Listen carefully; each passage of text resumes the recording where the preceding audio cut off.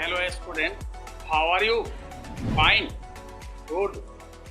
Today we discuss about the ecosystem. This topic is much interesting. In biology, if long term, then you break it. If now proper breaking of biology word, then most easier to define it, such as ecosystem. In this word, two parts. First is eco and second is system. What are the meaning of eco?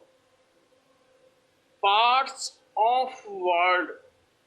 Simple सा अगर आप कहना चाहें तो क्या कह रहे हैं, संसार का एक छोटा या एक भाग, छोटा मत बोलेंगे, हमारे मुंह से निकल गए थे, लेकिन छोटा कहना जरूरी नहीं है, एक भाग कह दें।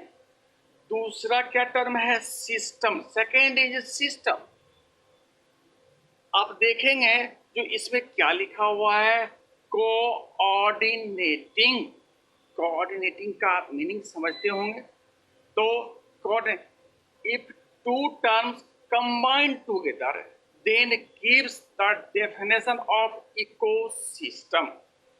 Simply, we say that naturally occurring or assemblage, आप लोग कहते हैं ना, इसका असेंबल कर लिया गया है, समझते होंगे। इस किसी इलेक्ट्रॉनिक्स पार्ट्स के असेंबल हो गए हैं, हम कह रहे हैं naturally occurring assemblage of life and environment. Clear हो जाए, यहाँ क्या कह रहे हैं, लाइफ एंड इन्वायरमेंट, बस दो टर्म हैं। अब इसको फिर से और सेकेंड वे में भी एक्सप्लेन कर सकते हैं, कहेंगे interaction of biotic and abiotic components which act as self regulating and self sustaining. दो टर्म यहाँ पे आए हैं। हमने क्या क्या टर्म उपयोग किया है, biotic. Biotic means living, abiotic means non living. आपके सराउंडिंग में क्या क्या है, कभी आपने देखा है, सोचा है? आपके सराउंडिंग में दो ही प्रकार के मैटर अवेलेबल होंगे, one living and second is non living. और इन दोनों का जो इंटरेक्शन होगा, यही क्या कहलाएगा, आपका ecosystem. Further on the basis of nature, हम कह रहे हैं on the basis of nature there are two types of ecosystem. First, terrestrial ecosystem and second is aquatic ecosystem. आपको हम स्टार्टिंग में ही कहे थे, बायोलॉजिकल टर्म को आप थोड़ा सा उसको तोड़ना सीखें, ब्रेक करना सीखें, आप बहुत आसानी से उसको एक्सप्लेन कर लेंगे। टेरेस्ट्रियल इकोसिस्टम, इकोसिस्टम का मीनिंग आपको आ रहा है, टेरेस्ट्रियल, टेरा वर्ड। टेरेस्ट्रियल के स्टार्टिंग में है जो लिखा हुआ है टेरा, टेरा वर्ड आए हैं। और टेरेस्ट्रियल, टेरा का मीनिंग होता है लैंड। एक्वा, आप कहते हैं ना, एक्वा गार्ड आपके घर में लगा हुआ होगा, पानी वाला, कभी समझे हैं एक्वा क्यों लिखा हुआ वहां पे? सिंपल सा कह रहे हैं, एक्वा का मीनिंग होता है क्या, वाटर। तो कहेंगे क्या, फर्स्ट क्या है, टेरेस्ट्रियल इकोसिस्टम, यानी ऐसे सारे इकोसिस्टम जो कहाँ हो, लैंड में।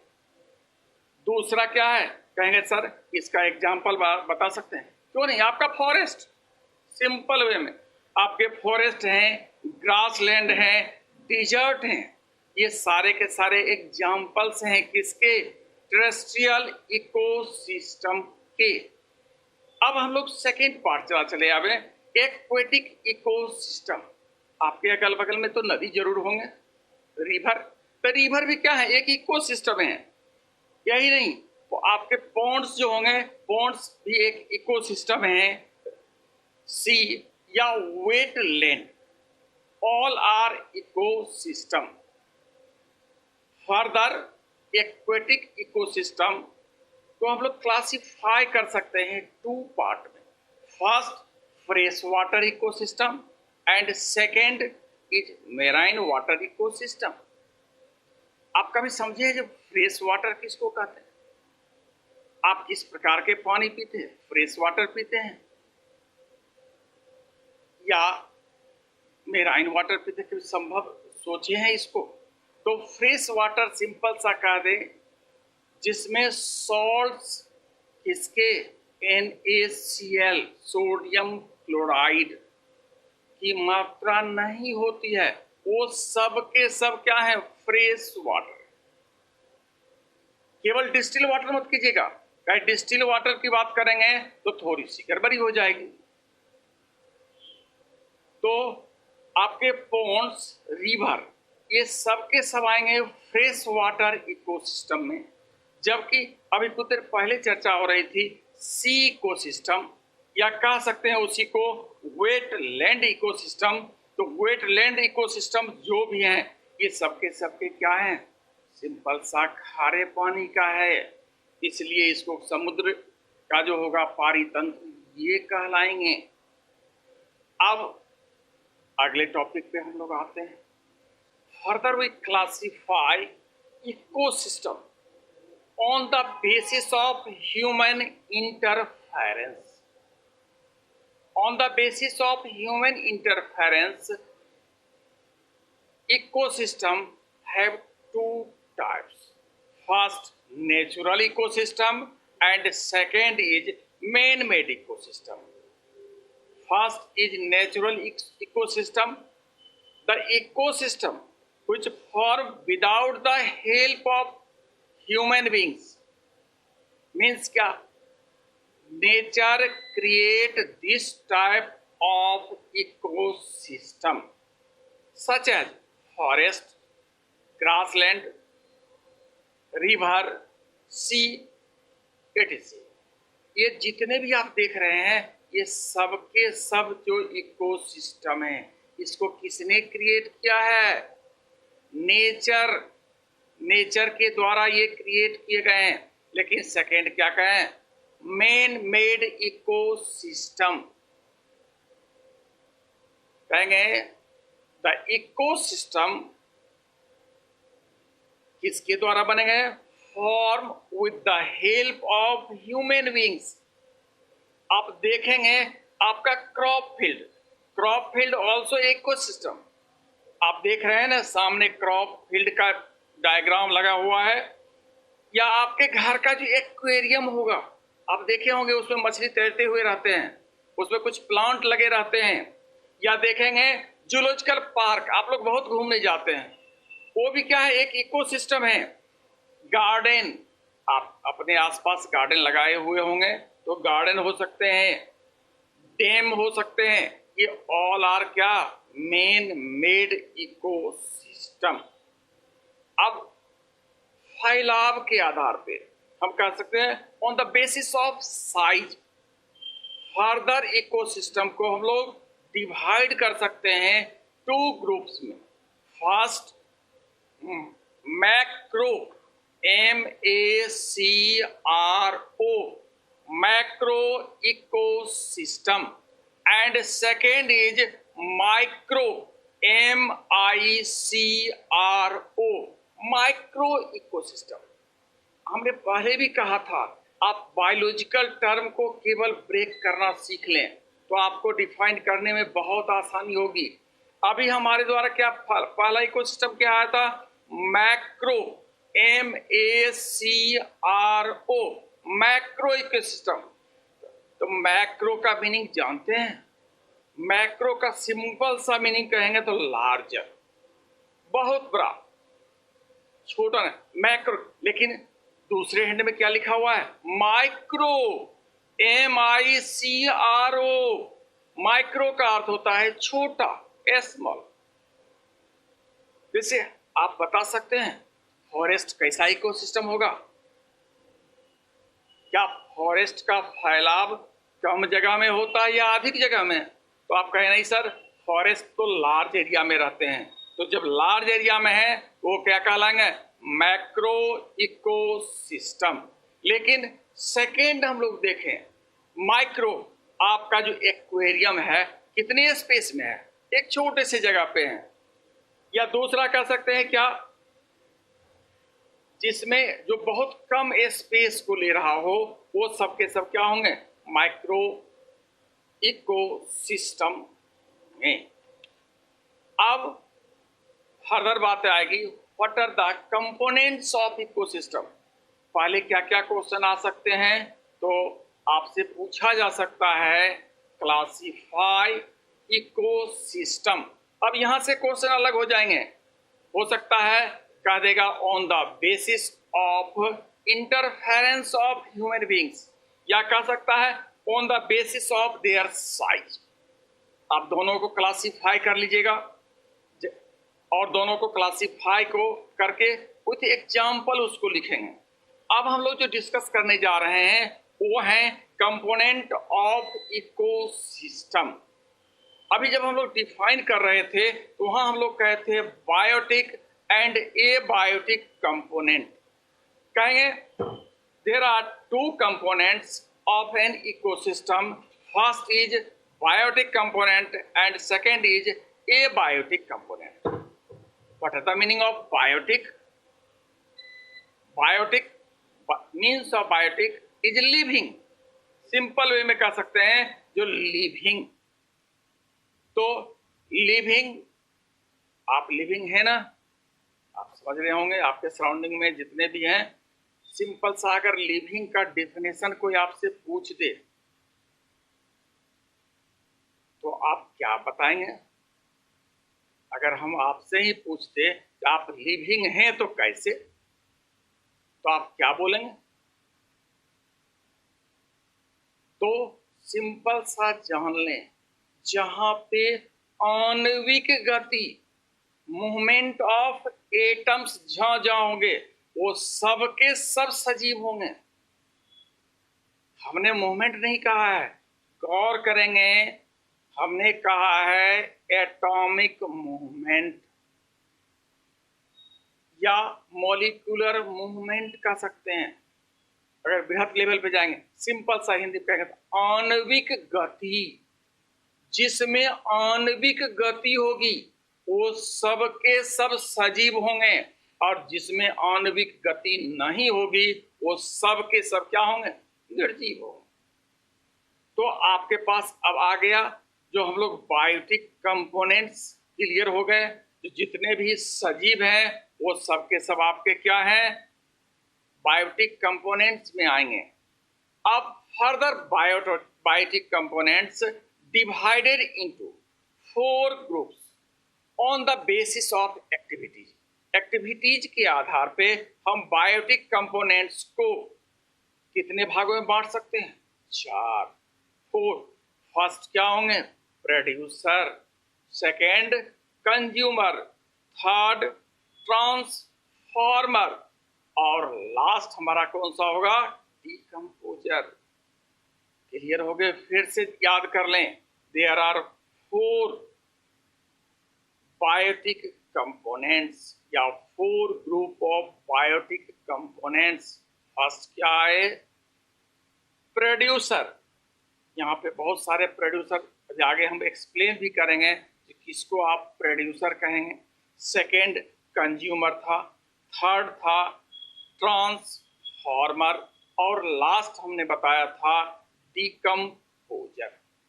दीज ऑल 4 प्रेजेंट किसमें? Present as biotic component in an ecosystem.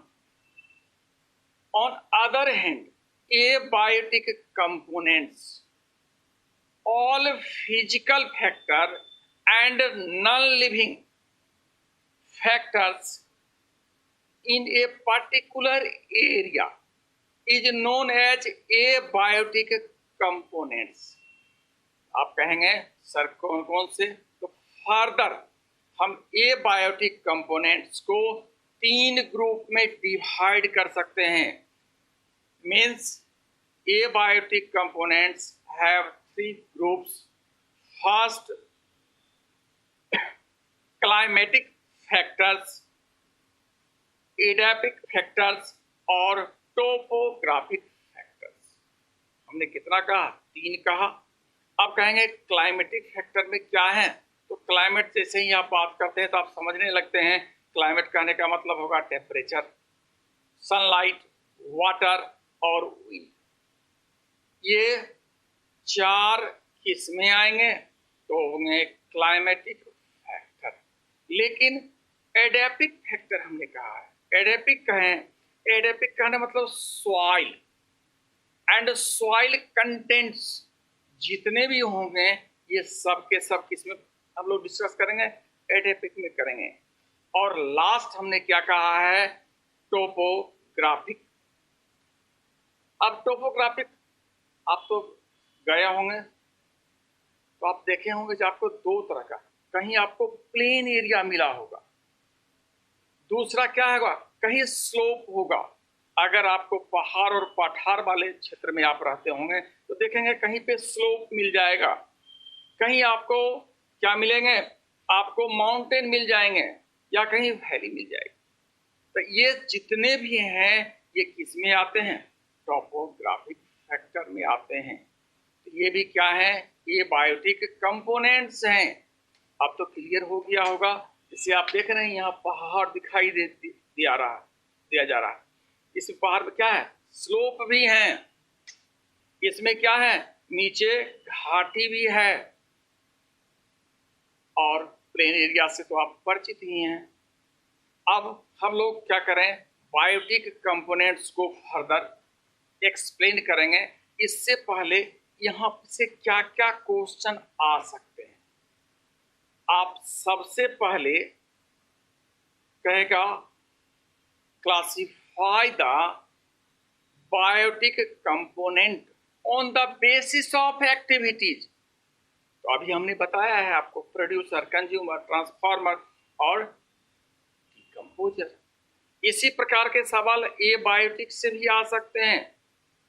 या आपसे अगर कहीं ऑब्जेक्टिव क्वेश्चन जब पूछे जाएंगे तो कहेगा क्या? Slope in an ecosystem is biotic factor और एबायोटिक फैक्टर। आपको क्या हमने अभी बताया है? जो टोपोग्राफिक जितने भी हैं ये सब के सब किस में आते हैं? ये आते हैं आपके एबायोटिक फैक्टर्स में आते हैं। तो क्लियर हो गए यहाँ क्या क्या क्वेश्चन आ सकते हैं। अब नेक्स्ट जो हम लोग डिस्कस करने जा रहे हैं वो होंगे biotic components. Biotic components means living.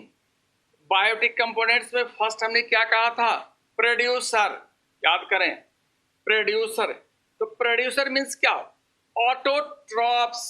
Simple सा, autotrophs. What are the meaning of autotrophs? The organism capable to make their own food। वैसे सारे सजीव जो अपना भोजन स्वतः बनाते हैं, all are called producer। अब आप सोचे होंगे जो इसमें किस प्रकार के मटेरियल का उपयोग करते हैं? Inorganic raw material utilize by producer. Second फिर आएगा तो इसमें होता क्या है? यहां कहेंगे फिक्सेशन, CO2 फिक्सेशन। आप फोटोसिंथेसिस पढ़े हैं ना? फोटोसिंथेसिस में क्या होता है? CO2 plus H2O। क्लियर? उसके बाद क्या बनते हैं? शुगर, स्टार्च जो कहते हैं। यहाँ जो शुगर जो है या स्टार्च जो जिसका फॉर्मेशन हुआ प्लांट में, इसमें कार्बन कार्बन बॉन्ड होते हैं। Between carbon and carbon bond energy is store. हम लोग इसी एनर्जी का तो यूटिलाइज करते हैं। अब ये एनर्जी कहाँ से आए? तो 2 वे हैं। फर्स्ट सनलाइट, सूरज। और क्या हो सकते हैं? Chemical reaction. दीज एनर्जी का सोर्स क्या होगा? कह सकते हैं सनलाइट और केमिकल रिएक्शन। तो फोटो ऑटोट्रॉप्स कैप्चर सनलाइट, जबकि on the other hand chemo autotrophs capable to store the energy. आप कहेंगे सर एग्जाम्पल बतावे। All green plants are example of किसके? Photo autotrophs.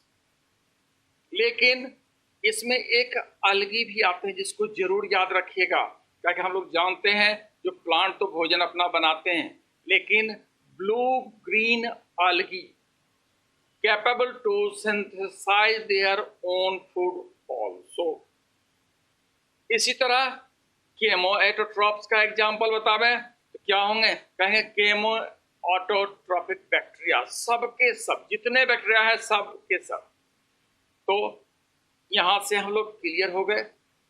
आपसे यहां कहेगा एक नंबर के भी क्वेश्चन आ सकते हैं और 2 नंबर के भी क्वेश्चन आ सकते हैं। अब कुछ देर पहले हम लोग चर्चा कर रहे थे किसके बारे में? आपको ट्रांसड्यूसर। कभी आप समझे हैं ट्रांसड्यूसर किसको कहते हैं? ये हमारा क्या है? लाइट एनर्जी है ना। ये लाइट एनर्जी प्रकाश ऊर्जा है। और हमारे शरीर में कौन सी ऊर्जा है? Chemical energy. तो क्या होता है? ये ट्रांसड्यूसर या इसको कहते हैं कन्वर्टर। ये क्या कहलाते हैं? Converter. Producer also act as converter. ये करते क्या हैं? लाइट एनर्जी को कन्वर्ट कर देते हैं केमिकल एनर्जी। क्लियर हो गया होगा? तो ये क्या कर रहे हैं? ये काम कर रहे हैं कन्वर्सन का, लाइट एनर्जी का और केमिकल एनर्जी के फॉर्म में। इकोसिस्टम के आगे के भाग को हम सेकेंड वीडियो में जानेंगे।